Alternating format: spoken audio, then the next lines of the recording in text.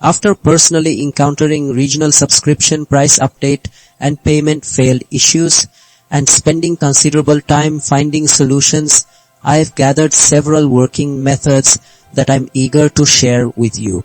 This video will show you exactly how to fix regional subscription price update and payment failed errors, ensuring your services run smoothly. Method 1 focuses on your payment details because incorrect card numbers, expired dates, or insufficient funds are the most common reasons for payment rejections. Ensuring all this information is accurate and up-to-date directly resolves many immediate payment failures. Method 2 addresses regional settings because sometimes the system detects a mismatch between your account's registered region and your current location or IP, leading to pricing conflicts or outright payment blocks.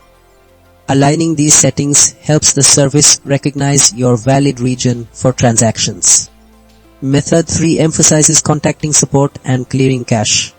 Support teams can manually override issues or provide specific guidance, while clearing old cached data removes corrupted files that might be preventing successful transactions.